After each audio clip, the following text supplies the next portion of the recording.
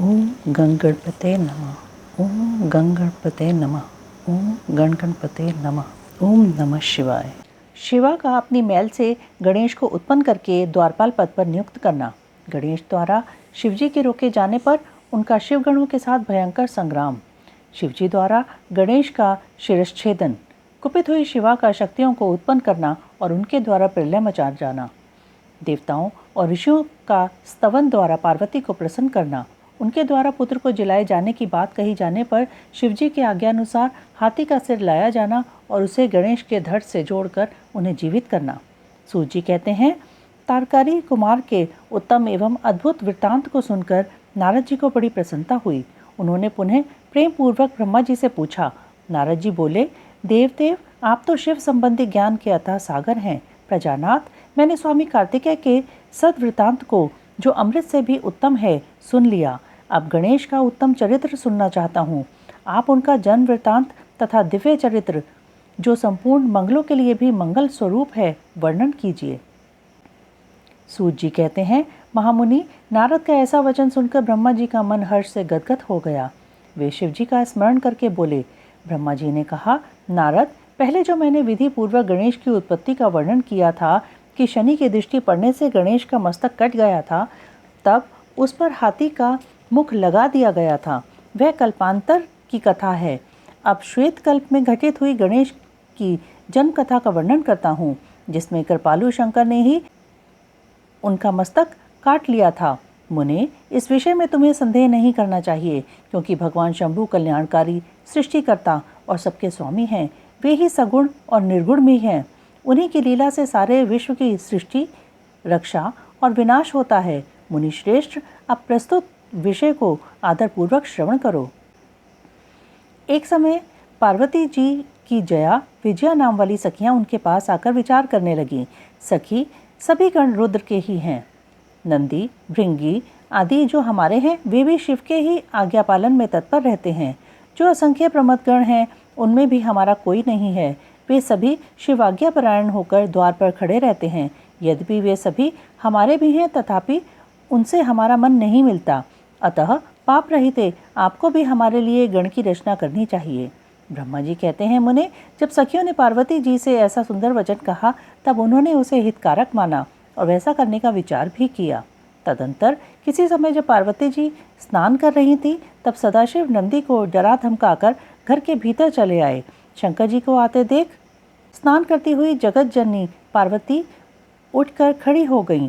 उस समय उनको बड़ी लज्जा आई, वे आश्चर्यचकित हो गईं। उस समय ऐसी घटना घटित होने पर परमाया परमेश्वरी शिवपत्नी पार्वती ने मन में ऐसा विचार किया कि मेरा कोई एक ऐसा सेवक होना चाहिए जो परम शुभ, कार्यकुशल और मेरी ही आज्ञा में तत्पर रहने वाला हो, उससे तनिक भी विचलित होने वाला न हो। यूं विचार कर पार्वती देवी ने अपने शरीर की मैल से एक ऐसे चेतन पुरुष का निर्माण किया जो संपूर्ण शुभ लक्षणों से संयुक्त था। उसके सभी अंग सुंदर एवं दोष रहित थे। उसका वह शरीर विशाल, परम शोभायमान और महान बल पराक्रम से संपन्न था। देवी ने उसे अनेक प्रकार के वस्त्र, नाना प्रकार के आभूषण और बहुत सा उत्तम आशीर्वाद देकर कहा, तुम मेरे पुत्र हो, मेरे अपने ही हो। तुम्हारे समान प्यारा मेरा यहाँ कोई दूसरा नहीं है। पार्वती जी के ऐसा कहने पर वह पुरुष उन्हें नमस्कार करके बोला। गणेश ने कहा, माँ, आज आपको कौन सा कार्य आ पड़ा है? मैं आपके कथनानुसार उसे पूर्ण करूँगा। गणेश के यूँ पूछने पर पार्वती जी अपने पुत्र को उत्तर देते हुए बोली। शिवा ने कहा, तात, तुम मेरे पुत्र हो, मेरे अपने हो, अतः तुम मेरी बात सुनो। आज से तुम मेरे द्वारपाल हो जाओ। सतपुत्र, मेरी आज्ञा के बिना कोई भी हठपूर्वक मेरे महल के भीतर प्रवेश न करने पाए, चाहे वह कहीं से भी आए, कोई भी हो। बेटा, यह मैंने तुमसे बिल्कुल सत्य बात कही है। ब्रह्मा जी कहते हैं, मुने, यूँ कहकर पार्वती ने गणेश के हाथ में एक सुदृढ़ छड़ी दे दी। उस समय उनके सुंदर रूप को निहार कर पार्वती हर्षमग्न हो गईं। उन्होंने परम प्रेम पूर्वक अपने पुत्र का मुख चूमा और कृपा परवश हो छाती से लगा लिया। फिर दंडधारी गणराज को अपने द्वार पर स्थापित कर दिया। बेटा नारद, तदंतर पार्वती नंदन महावीर गणेश पार्वती की ही हित कामना से हाथ में छड़ी लेकर गृह द्वार पर पहरा देने लगे। उधर शिवा अपने पुत्र गणेश को अपने दरवाजे पर नियुक्त करके स्वयं सखियों के साथ स्नान करने लगी। मुनिश्रेष्ठ, इसी समय भगवान शिव, जो परम कौतुकी तथा नाना प्रकार की लीलाएं रचने में निपुण हैं, द्वार पर आ पहुंचे। गणेश उन पार्वती पति को पहचानते तो थे नहीं, अतः बोल उठे, देव, माता की आज्ञा के बिना तुम अभी भीतर न जाओ। माता स्नान करने बैठ गई हैं। तुम कहाँ जाना चाहते हो? इस समय यहाँ से हट जाओ। यूँ कहकर गणेश ने उन्हें रोकने के लिए छड़ी हाथ में ले ली। उन्हें ऐसा करते देख शिवजी बोले, मूर्ख, तू किसे रोक रहा है? दुर्बुद्धे, क्या तू मुझे नहीं जानता? मैं शिव के अतिरिक्त और कोई नहीं हूँ। फिर महेश्वर के गण उसे समझाकर हटाने के लिए वहाँ आए और गणेश से बोले, सुनो, हम मुख्य शिवगण ही द्वारपाल हैं और सर्वव्यापी भगवान शंकर की आज्ञा से तुम्हें हटाने के लिए यहाँ आए हैं। तुम्हें भी गण समझकर हम लोगों ने मारा नहीं है, अन्यथा तुम कब के मारे गए होते। अब कुशल इसी में है कि तुम स्वतः ही दूर हट जाओ। क्यों व्यर्थ अपनी मृत्यु बुला रहे हो? ब्रह्मा जी कहते हैं, मुने, यूँ कहे जाने पर भी गिरिजानंदन गणेश निर्भय ही बने रहे।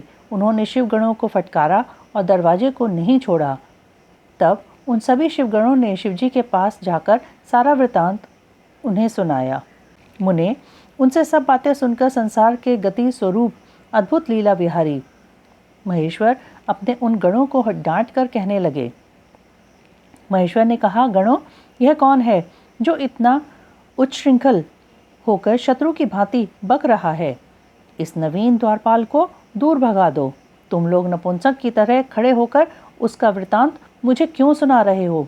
विचित्र लीला रचने वाले अपने स्वामी शंकर के यूं कहने पर वे गण पुनः वहीं लौट आए। तदंतर गणेश द्वारा पुनः रोके जाने पर शिवजी ने गणों को आज्ञा दी कि तुम पता लगाओ यह कौन है और क्यों ऐसा कर रहा है।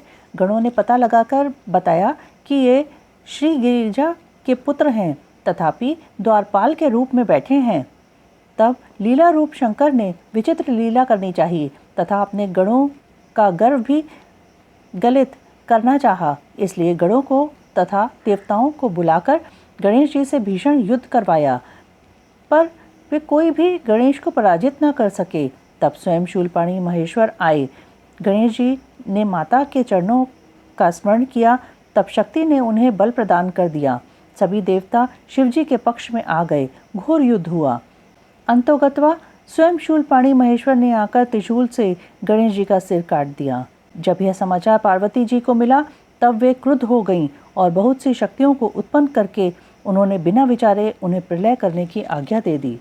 फिर तो शक्तियों के द्वारा प्रलय मचाई जाने लगी। उन शक्तियों का वह जाज्वल्यमान तेज सभी दिशाओं को दग्ध सा किए डालता था। उसे देखकर वे सभी शिवगण भयभीत हो गए और भागकर दूर जा खड़े हुए। मुने, इसी समय तुम दिव्य दर्शन नारद वहां आ पहुंचे। तुम्हारा वहां आने का अभिप्राय देवगणों को सुख पहुंचाना था। तब तुमने मुझ देवताओं सहित शंकर को प्रणाम करके कहा कि इस विषय में सबको मिलकर विचार करना चाहिए। तब वे सभी देवता महामना के साथ सलाह करने लगे कि इस दुख का शमन कैसे हो सकता है। फिर उन्होंने यही निश्चय किया कि जब तक गिरिजा देवी कृपा नहीं करेंगी तब तक सुख नहीं प्राप्त हो सकेगा। अब इस विषय में और विचार करना व्यर्थ है। ऐसी धारणा करके तुम्हारे सहित सभी देवता और ऋषि भगवती शिवा के निकट गए और क्रोध की शांति के लिए उन्हें प्रसन्न करने के लिए उन्होंने प्रेम पूर्वक उन्हें प्रसन्न करते हुए अनेकों स्तोत्रों द्वारा उनकी स्तुति करके बारंबार उनके चरणों में अभिवादन किया। फिर देवगण की आज्ञा से ऋषि बोले। देव ऋषियों ने कहा, जगदम्बे, तुम्हें नमस्कार है। शिव पत्नी, तुम्हें प्रणाम है। चंडिके, तुम्हें हमारा अभिवादन प्राप्त हो। कल्याणी, तुम्हें बारंबार प्रणाम है। अम्बे, तुम्हें आदि शक्ति हो।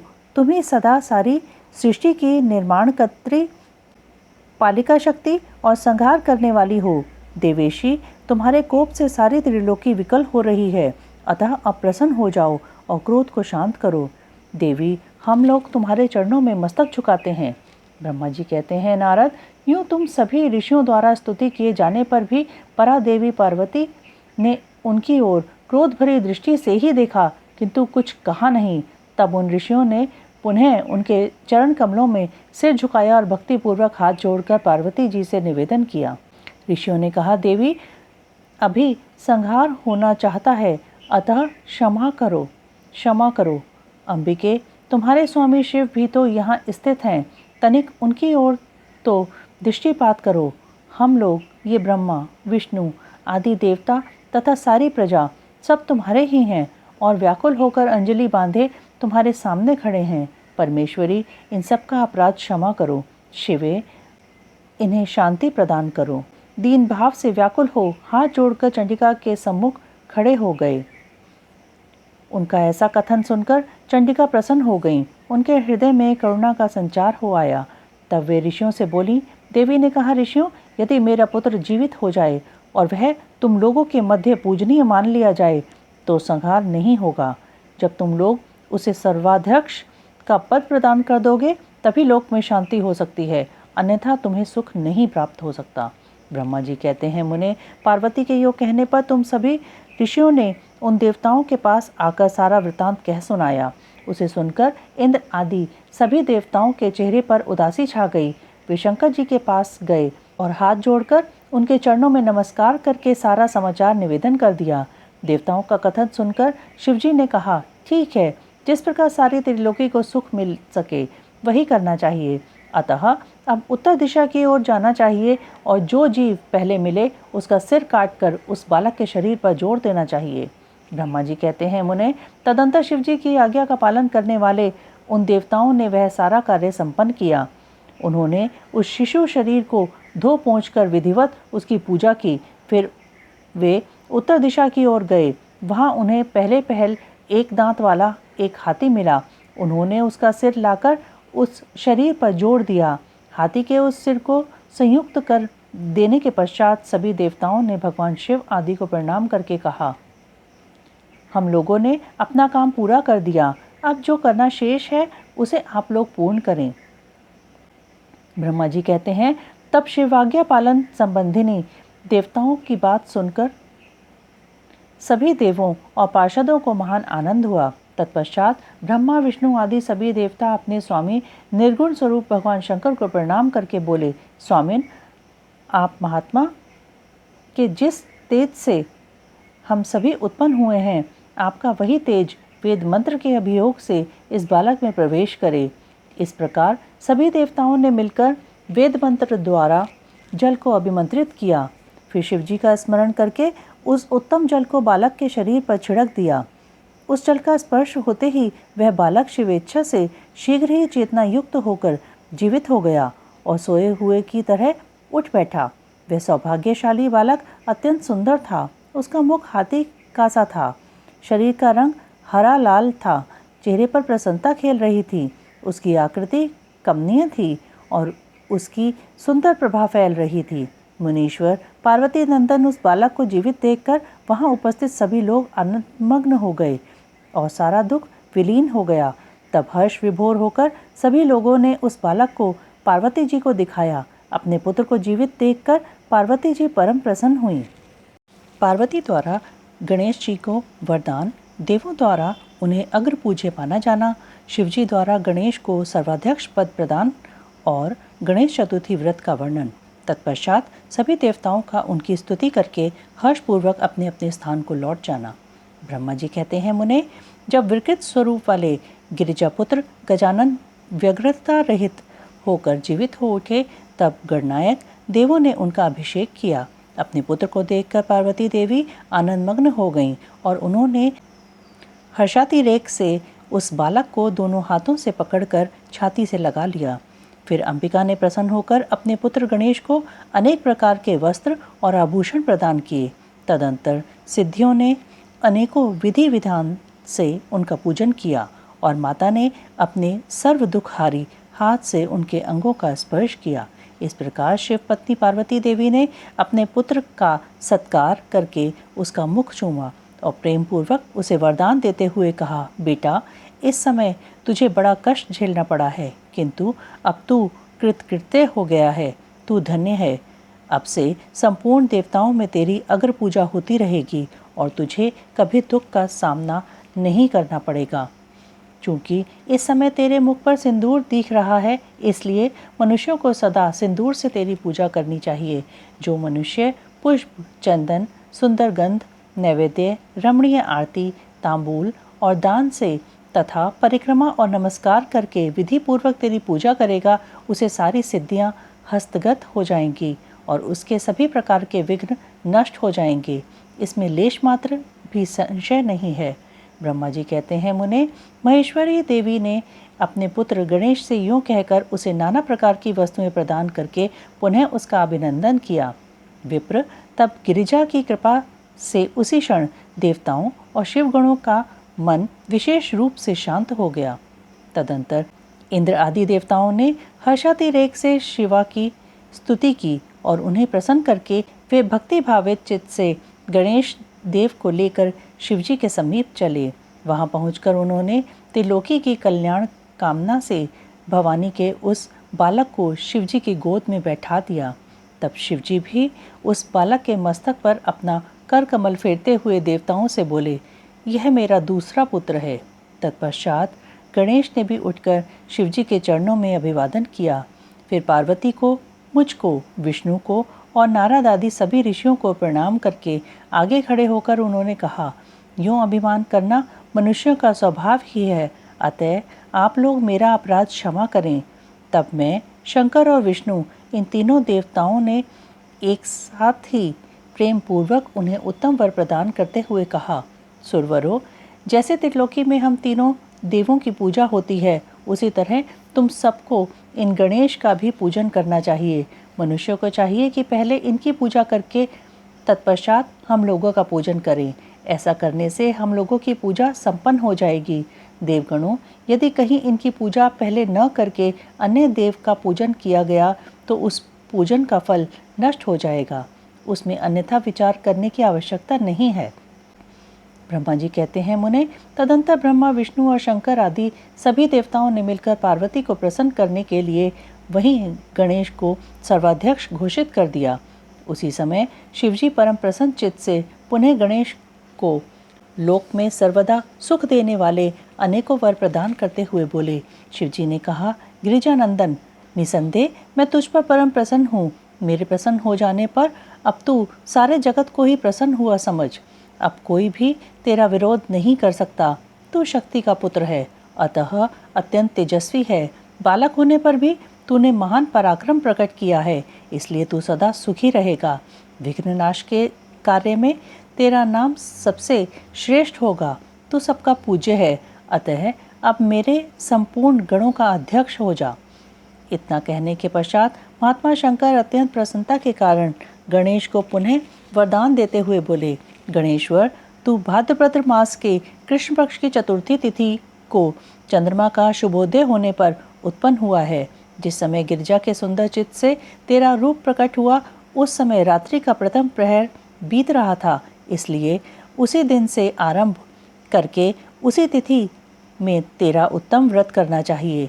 यह व्रत परम शोभन तथा संपूर्ण सिद्धियों का प्रदाता है। वर्ष के अंत में जब पुनः वही चतुर्थी आ जाए, तब तक मेरे कथनानुसार तेरे व्रत का पालन करना चाहिए। जिन्हें संसार में अनेकों प्रकार के अनुपम सुखों की कामना हो, उन्हें चतुर्थी के दिन भक्ति पूर्वक विधि सहित तेरा पूजन करना चाहिए। जब माघशीर्ष मास के कृष्ण पक्ष की चतुर्थी आए, तब उस दिन प्रातःकाल स्नान करके व्रत के लिए ब्राह्मणों से निवेदन करे, पूर्वोक्त विधि से उपवास करे, फिर धातु की, मूंगे की, श्वेत मदार की अथवा मिट्टी की मूर्ति बनाकर उसकी प्राण प्रतिष्ठा करे और भक्ति भाव से नाना प्रकार के दिव्य गंधों, चंदनों और पुष्पों से उसकी पूजा करे। पुनः रात्रि का प्रथम पहर बीत जाने पर स्नान करके दूर्वा दलों से पूजन करना चाहिए। यह दूर्वा जड़ रहित 12 अंगुल लंबी और 3 गांठ वाली होनी चाहिए। ऐसी 101 अथवा 21 दूर्वा से उस स्थापित प्रतिमा की पूजा करे। तत्पश्चात धूप दीप अनेक प्रकार के नैवेद्य, तांबूल, अर्घ और उत्तम उत्तम पदार्थों द्वारा गणेश की पूजा करे और स्तवन करके उसके आगे प्रणिपात करे। यूँ गणेश की पूजा करने के पश्चात बाल चंद्रमा का पूजन करे। तत्पश्चात हर्षपूर्वक ब्राह्मणों की पूजा करके उन्हें मिष्टान का भोजन कराए। उनके भोजन कर लेने के बाद स्वयं भी नमक रहित मिष्टान का ही प्रसाद पाए। फिर गणेश का स्मरण करके अपने सभी नियमों का विसर्जन कर दे। इस प्रकार करने से यह शुभ व्रत पूर्ण होता है। बेटा, यूँ व्रत करते करते जब वर्ष पूरा हो जाए तब व्रती मनुष्य को चाहिए कि वह व्रत की पूर्ति के लिए व्रतोद्यापन का कार्य भी संपन्न करे। इसमें मेरे आज्ञानुसार 12 ब्राह्मणों को भोजन कराना चाहिए। व्रती को चाहिए कि वह एक कलश स्थापित करके उस पर तेरी मूर्ति की पूजा करे। तत्पश्चात वेद विधि के अनुसार वेदी का निर्माण करके उस पर अष्टदल कमल बनाए। फिर उसी पर धन की कंजूसी छोड़कर हवन करे। पुनः मूर्ति के सामने 2 स्त्रियों और 2 बालकों को बिठाकर विधि पूर्वक उनकी पूजा करे और सादर उन्हें भोजन कराए। रात में जागरण करे। प्रातःकाल पुनः पूजन करके पुनरागमन के लिए विसर्जन कर दे। बालकों से आशीर्वाद ग्रहण करे, स्वस्ति वाचन कराए और व्रत की पूर्ति के लिए पुष्पांजलि निवेदित करे। फिर नमस्कार करके नाना प्रकार के कार्यों की कल्पना करे। इस प्रकार जो इस व्रत को पूर्ण करता है उसे अभीष्ट फल की प्राप्ति होती है। गणेश, जो श्रद्धा सहित अपनी शक्ति के अनुसार नित्य तेरी पूजा करेगा उसके सभी मनोरथ सफल हो जाएंगे। मनुष्यों को सिंदूर, चंदन, चावल, केतकी पुष्प आदि अनेकों उपचारों द्वारा गणेश्वर का पूजन करना चाहिए। यूँ जो लोग नाना प्रकार के उपचारों से भक्तिपूर्वक तेरी पूजा करेंगे उनके विघ्नों का सदा के लिए नाश हो जाएगा और उनकी कार्यसिद्धि होती रहेगी। सभी वर्ण के लोगों को, विशेषकर स्त्रियों को यह पूजा अवश्य करनी चाहिए तथा अभ्युदय की कामना करने वाले राजाओं के लिए भी यह व्रत अवश्य कर्तव्य है। व्रती मनुष्य जिस जिस वस्तु की कामना करता है उसे निश्चय वह वस्तु प्राप्त हो जाती है। अतः जिसे किसी वस्तु की अभिलाषा हो उसे अवश्य तेरी सेवा करनी चाहिए। ब्रह्मा जी कहते हैं, मुने, जब शिवजी ने महात्मा गणेश को इस प्रकार वर प्रदान किया तब संपूर्ण देवताओं, श्रेष्ठ ऋषियों और शिव के प्यारे समस्त गणों ने तथास्तु कहकर उसका समर्थन किया और अत्यंत विधि पूर्वक गणाधीश का पूजन किया। तत्पश्चात शिवगणों ने आदर पूर्वक नाना प्रकार की पूजन सामग्री से गणेश्वर की विशेष रूप से अर्चना की और उनके चरणों में प्रणाम किया। मुनीश्वर, उस समय गिरिजा देवी को जो आनंद प्राप्त हुआ उसका वर्णन मेरे 4 मुखों से भी नहीं हो सकता। तब फिर मैं उसे कैसे बताऊं? उस अवसर पर देवताओं की दुदुम्बियाँ बजने लगीं, अप्सराएं नृत्य करने लगीं, गंधर्व श्रेष्ठ गान करने लगे और पुष्पों की वर्षा होने लगी। इस प्रकार गणेश के गणाधीश पद पर प्रतिष्ठित होने पर वहाँ महान उत्सव मनाया गया। सारे जगत में शांति स्थापित हो गई और सारा दुख जाता रहा। नारद, शिव और पार्वती को तो विशेष आनंद प्राप्त हुआ और सर्वत्र अनेक प्रकार के सुखदायक मंगल होने लगे। तदंतर संपूर्ण देवगण और ऋषिगण जो वहाँ पधारे हुए थे वे सभी शिव की आज्ञा से अपने अपने स्थान को चले। उस समय वे शिव जी की स्तुति करके गणेश और पार्वती की बारंबार प्रशंसा कर रहे थे और कैसा अद्भुत युद्ध हुआ यूँ परस्पर वार्तालाप करते हुए चले जा रहे थे। इधर जब गिरिजा देवी का क्रोध शांत हो गया तब शिवजी भी, जो स्वात्माराम होते हुए भी सदा भक्तों का कार्य सिद्ध करने के लिए उद्यत रहते हैं, गिरिजा के सन्निकट गए और लोगों की हित कामना से पूर्ववत नाना प्रकार के सुखदायक कार्य करने लगे। तब मैं, ब्रह्मा और विष्णु दोनों भक्ति पूर्वक शिव शिवा की सेवा करके शिव की आज्ञा ले अपने अपने धाम को लौट आए। जो मनुष्य जितेंद्रिय होकर इस परम मांगलिक आख्यान को श्रवण करता है वह संपूर्ण मंगलों का भागी होकर मंगल भवन हो जाता है। इसके श्रवण से पुत्रहीन को पुत्र की, निर्धन को धन की, भार्यार्थी को भार्या की, प्रजार्थी को प्रजा की, रोगी को आरोग्य की और अभागे को सौभाग्य की प्राप्ति होती है। जिस स्त्री का पुत्र और धन नष्ट हो गया हो और पति परदेश चला गया हो उसे उसका पति मिल जाता है। जो शोक सागर में डूब रहा हो वह इसके श्रवण से निसंदेह शोक रहित हो जाता है। यह गणेश चरित्र संबंधी ग्रंथ जिसके घर में सदा वर्तमान रहता है वह मंगल संपन्न होता है। इसमें तनिक भी संशय की गुंजाइश नहीं है। जो यात्रा के अवसर पर अथवा किसी भी पुण्य पर्व पर इसे मन लगाकर सुनता है वह श्री गणेश जी की कृपा से संपूर्ण अभीष्ट फल प्राप्त कर लेता है। स्वामी कार्तिक और गणेश की बाल लीला, दोनों का परस्पर विवाह के विषय में विवाद। शिवजी द्वारा पृथ्वी परिक्रमा का आदेश। कार्तिकेय का प्रस्थान, गणेश का माता पिता की परिक्रमा करके उनसे पृथ्वी परिक्रमा स्वीकृत कराना, विश्वरूप की सिद्धि और बुद्धि नामक 2 कन्याओं के साथ गणेश का विवाह और उनसे क्षेम तथा लाभ नामक 2 पुत्रों की उत्पत्ति, कुमार का पृथ्वी परिक्रमा करके लौटना और शुद्ध होकर क्रौंच पर्वत पर चला जाना, कुमारखंड के श्रवण की महिमा। नारद जी ने पूछा, तात, मैंने गणेश के जन संबंधी अनुपम वृतांत तथा परम पराक्रम से विभूषित उनका दिव्य चरित्र भी सुन लिया। सुरेश्वर, उसके बाद कौन सी घटना घटी उसका वर्णन कीजिए, क्योंकि पिताजी शिव और पार्वती का उज्जवल यश महान आनंद प्रदान करने वाला है। ब्रह्मा जी ने कहा, मुनिश्रेष्ठ, तुम तो बड़े कारुणिक हो, तुमने बड़ी उत्तम बात पूछी है। ऋषि सत्तम, अच्छा, अब मैं उसका वर्णन करता हूँ, तुम ध्यान लगाकर सुनो। विप्रेंद्र, शिव और पार्वती अपने दोनों पुत्रों की बाल लीला देख देख कर महान प्रेम में मग्न रहने लगे। पुत्रों का लाड़ प्यार करने के कारण माता पिता का सुख दिनों दिन बढ़ता जाता था और वे दोनों कुमार प्रीतिपूर्वक आनंद के साथ तरह तरह की लीलाएं करते थे। मुनीश्वर, वे दोनों बालक स्वामी कार्तिक और गणेश भक्तिपूरित चित्त से सदा माता पिता की परिचर्या किया करते थे। इससे माता पिता का महान स्नेह षणमुख और गणेश पर शुक्ल पक्ष के चंद्रमा की भांति दिन प्रतिदिन बढ़ता ही गया। एक समय शिव और शिवा दोनों प्रेम पूर्वक एकांत में बैठकर यूं विचार करने लगे कि हमारे दोनों पुत्र विवाह के योग्य हो गए हैं। अब इन दोनों का शुभ विवाह कैसे संपन्न हो? हमें तो जैसे षडानन प्यारा है वैसे ही गणेश भी है। ऐसी चिंता में पड़कर वे दोनों लीलावश आनंदमग्न हो गए। मुने, माता पिता के विचार को जानकर उन दोनों पुत्रों के मन में भी विवाह की इच्छा जाग उठी। वे दोनों पहले मैं विवाह करूंगा, पहले मैं विवाह करूंगा, यूं बारंबार कहते हुए परस्पर विवाद करने लगे। तब जगत के अधीश्वर वे दोनों दंपति पुत्रों की बात सुनकर लौकिक आचार का आश्रय ले परम विस्मय को प्राप्त हुए। कुछ समय बाद उन्होंने अपने दोनों पुत्रों को बुलाया और उनसे इस प्रकार कहा। शिव पार्वती बोले, सुपुत्रों, हम लोगों ने पहले से ही एक जैसा नियम बना रखा है जो तुम दोनों के लिए सुखदायक होगा। अब हम यथार्थ रूप से उसका वर्णन करते हैं, तुम लोग प्रेम पूर्वक सुनो। प्यारे बच्चों, हमें तो तुम दोनों पुत्र समान ही प्यारे हो, किसी पर विशेष प्रेम हो ऐसी बात नहीं है। अतः हमने तुम लोगों के विवाह के विषय में एक ऐसी शर्त बनाई है जो दोनों के लिए कल्याणकारिणी है। जो सारी पृथ्वी की परिक्रमा करके पहले लौट आएगा उसी का शुभ विवाह पहले किया जाएगा। ब्रह्मा जी कहते हैं, मुने, माता पिता की यह बात सुनकर शरजन्मा महाबली कार्तिकेय तुरंत ही अपने स्थान से पृथ्वी की परिक्रमा करने के लिए चल दिए, परंतु अगाध बुद्धि संपन्न गणेश वहीं खड़े रह गए। वे अपनी उत्तम बुद्धि का आश्रय ले बारंबार मन में विचार करने लगे कि अब मैं क्या करूं, कहाँ जाऊं?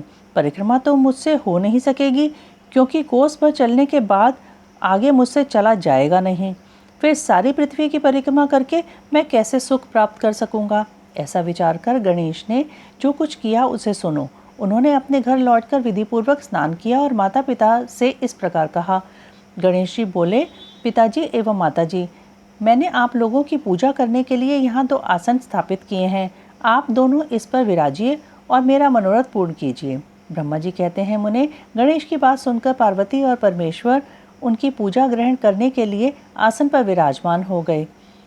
तब गणेश ने उनकी विधि पूर्वक पूजा की और बारंबार प्रणाम करते हुए उनकी 7 बार प्रदक्षिणा की। बेटा नारद, गणेश तो बुद्धि सागर थे ही, वे हाथ जोड़कर प्रेममग्न माता पिता की बहुत प्रकार से स्तुति करके बोले।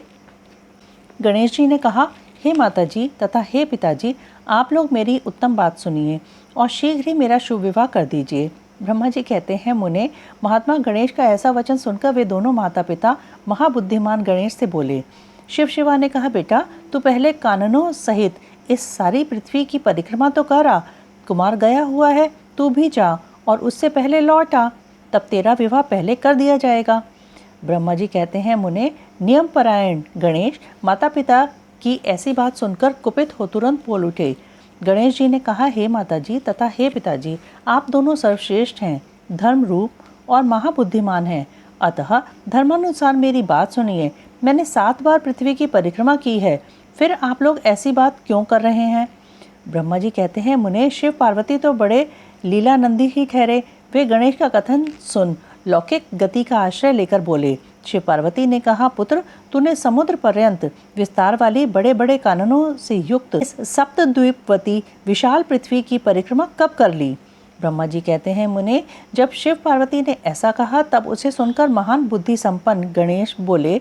गणेश जी ने कहा, माताजी एवं पिताजी, मैंने अपनी बुद्धि से आप दोनों शिव पार्वती की पूजा करके प्रदक्षिणा कर ली है, अतः मेरी समुद्र पर्यंत पृथ्वी की परिक्रमा पूरी हो गई। धर्म के संग्रहभूत वेदों और शास्त्रों में जो ऐसे वचन मिलते हैं वे सत्य हैं अथवा असत्य। वे वचन हैं कि जो पुत्र माता पिता की पूजा करके उनकी प्रदक्षिणा करता है उसे पृथ्वी परिक्रमा जनित फल सुलभ हो जाता है। जो माता पिता को घर पर छोड़कर तीर्थ यात्रा के लिए जाता है वह माता पिता की हत्या से मिलने वाले पाप का भागी होता है, क्योंकि पुत्र के लिए माता पिता का चरण सरोज ही महान तीर्थ है। अन्य तीर्थ तो दूर जाने पर प्राप्त होते हैं, परंतु धर्म का साधनभूत यह तीर्थ तो पास में ही सुलभ है। पुत्र के लिए माता पिता और स्त्री के लिए पति, ये दोनों सुंदर तीर्थ घर में ही वर्तमान हैं। ऐसा जो वेद शास्त्र निरंतर उद्घोषित करते रहते हैं उसे फिर आप लोग असत्य कर दीजिए, और यदि वह असत्य हो जाएगा तो निसंदेह वेद भी असत्य हो जाएगा और वेद द्वारा वर्णित आपका यह स्वरूप भी झूठा समझा जाएगा। इसलिए या तो शीघ्र ही मेरा शुभ विवाह कर दीजिए अथवा यूँ कह दीजिए कि वेद शास्त्र झूठे हैं, आप दोनों धर्म रूप हैं। अतः भली भांति विचार करके इन दोनों में जो परमोत्तम प्रतीत हो उसे प्रयत्न पूर्वक करना चाहिए। ब्रह्मा जी कहते हैं, मुने, तब जो बुद्धिमानों में श्रेष्ठ उत्तम बुद्धि संपन्न तथा महान ज्ञानी हैं वे पार्वती नंदन गणेश इतना कहकर चुप हो गए। उधर वे दोनों पति पत्नी जगदीश्वर शिव पार्वती गणेश के वचन सुनकर परम विस्मित हुए। तदंतर वे यथार्थभाषी एवं अद्भुत बुद्धि वाले अपने पुत्र गणेश की प्रशंसा करते हुए बोले। शिव शिवा ने कहा, बेटा, तू महान आत्मबल से संपन्न है, इसी से तुझमें निर्मल बुद्धि उत्पन्न हुई है।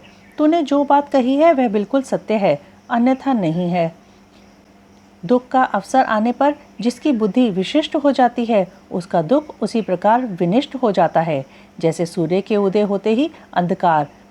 जिसके पास बुद्धि है वही बलवान है, बुद्धिहीन के पास बल कहाँ। पुत्र, वेद शास्त्र और पुराणों में बालक के लिए धर्म पालन की जैसी बात कही गई है वह सब तूने पूरी कर ली। तूने जो बात की है वह दूसरा कौन कर सकता है। हमने तेरी वह बात मान ली, अब इसके विपरीत नहीं करेंगे।